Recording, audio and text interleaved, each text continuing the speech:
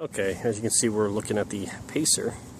I'll do a slight update video. This is more on kind of problems it has, damage-wise, what the last guy that was just chopping it up was doing. And we'll go over some of the stuff that is still original. First off, still running the same rims. It still has the same rims. I actually have 5 altogether. There's another one back there. It looks like that's on the other side. It actually says what wheels they are. I just got off the phone with Paul Strong, the original, one of the original builders, owners of it. This car's been through so many. It's kind of hard to say who's the original builder of this stage, is what we'll say. He had it as a Class 6 car. He raced it for a while, that, and Class 6. I think he might have said he raced it. I kind of forget at this moment. Also in Class 8. And then I went to Jim Phillips, who raced it in Class 8, and that's where the coilover suspension was done.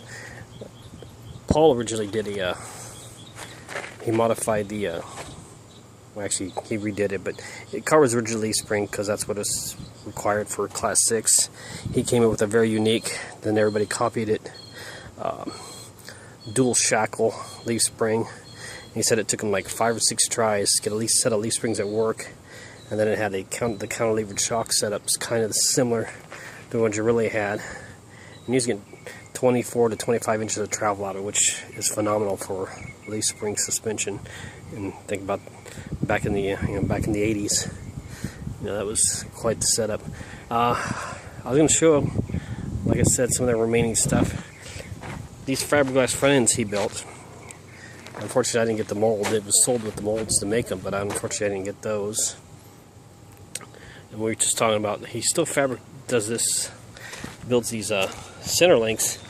Now they're made out of chromoly, but if you look at it now, it has a special roller system on it. This is original. This car's always had this on there, but as you can see, it's still intact. And if you know anything about off-road cars, for that to still be intact after all these years is quite an amazing feat. And there's just uses a standard GM gearbox. The steering's unique where it goes through the cross member here and up and over.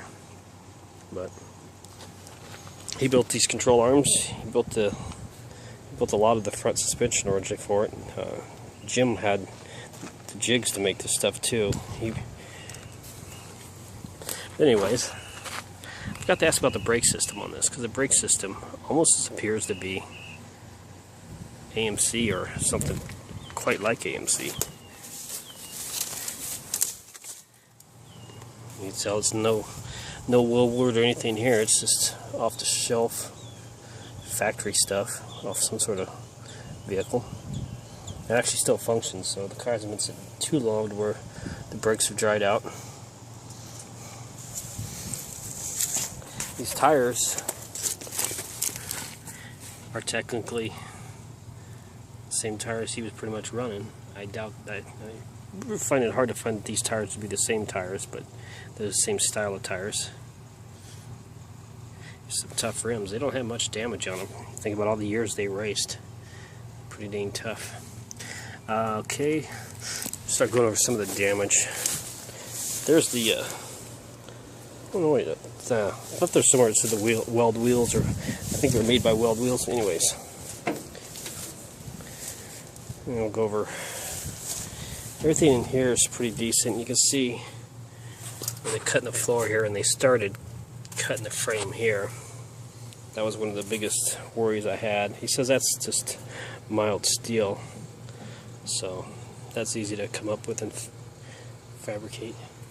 The other thing they did is they cut the down tubes. I'd call them, it's hard to say what you call it. And they cut it up here and on that side too. That one got bent when they tried to load it with a forklift. And the X-bars have been cut back there. So hopefully I can get this fixed. I saw some sleeves on the front. Maybe that's the proper way to do it. Well, I can always get a hold of it. Paul said call him anytime, no problem. So I'm kind of keeping everybody in the loop. Paul, his son Nathan, Jim. I even talked to Bob.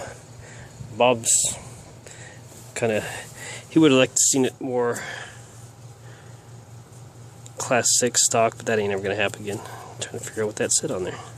It's got so much goop on it. But anyways, cool fire extinguisher mount. And then in the back, luckily isn't too bad. They've cut it here, but this, and they cut it here. That doesn't look like it'd be too bad to fix. And like this little stuff, I could just redo all this.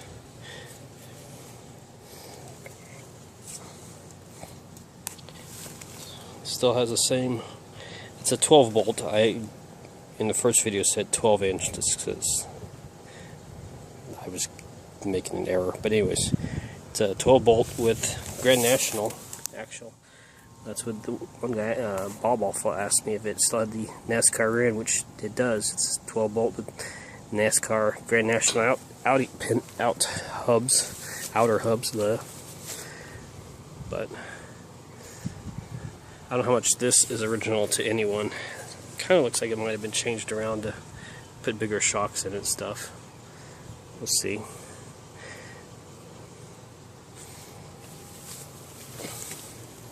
I'll crawl underneath and show you the major, well, not the major damage, but where they cut at the bottom of the frame. They were going to make a truck out of it, and then they just decided not to do anything but scavenge parts off it. And that's the story of this poor thing is. So many parts have been scavenged off it. You can see they cut this one completely through. And it's actually moved.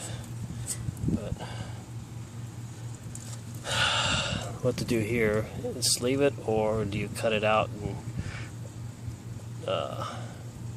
Z-notch it or something? You know, do a Z-cut. Do a Z-cut here, and then do a Z-cut back here somewhere, and then just put in a whole new piece or what? Let's see over there. That side's plasma cut through. Except for the sun being in my eyes, to give you an idea at the bottom how this thing is fabricated.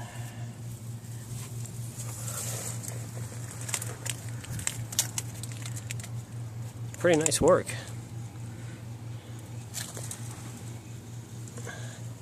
Okay, now I see. I've been trying to figure out. That's a safety loop for the drive shaft, and that's obviously how they mounted the transmission. Still got a battery cable in it.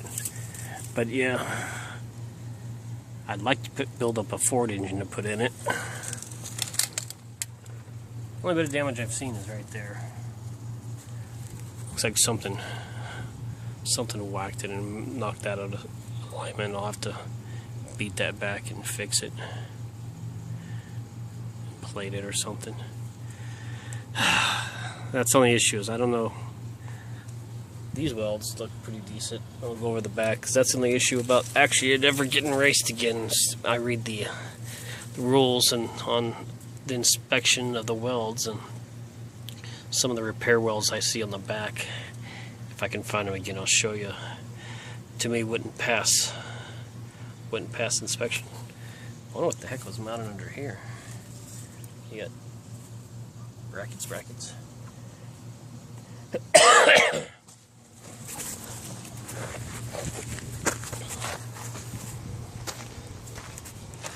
I don't know. Maybe that's original, but they say no undercut, and that's technically undercut, and then this is kind of blobbed on there. Even some of that's kind of blobbed on there. You know, technically those welds probably wouldn't fly. This one here has got gassing out of it. Tell me all this is chromoly, and the problem with chromoly is if it isn't welded in properly or stress relieved, it'll just crack. Any of you who've been around forever and remember when Bob Chandler first made his long travel Bigfoot trucks. I don't know if you know the story of the first truck. First time out in Indiana at the, what used to be the trucking Jamboree or something. I forget the name of it. It's changed hands. It was like the four-wheel and off-road magazine Jamboree, but it's changed names so many times over the years. I'm not even sure that's true. But out on the first run out, he jumps it. It goes flying out there and it lands on the cars, and the truck just shattered. Basically, none of the welds were done right, and the thing just came apart. So that's the danger of chromoly. If you don't weld it right, which if you don't weld anything right, yeah, but chromoly has a bit more tendency to crack. That's why I've never used it. I've always used DOM, just because an idiot can weld that.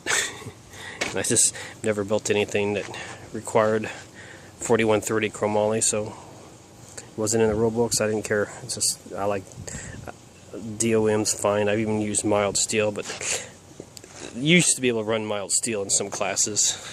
Or not off-road classes, I doubt, but in different types of stock car and that, local stock car tracks. But even they're getting away from, because the problem was old-fashioned seamed mild steel was the seams would split, especially if you bought the cheap stuff. It would just split right open on you. Especially there were even tricks on the good stuff of when you bent it, and I forget how you're supposed to bend it, but there's a certain way you bent it. You didn't put the seam a certain direction or it just weakened it. But anyway, here's one more look at the Pacer and some of the issues it has. Most of the issues it's just the welding is the biggest issue. Everything else, pretty much I got everybody on giving me the information. I know just about everything to put back into it. Question on what motor I decide to use, but it is what it is. I'd like to put some serious horsepower in it, but we will see. As for right now, that is it. See ya.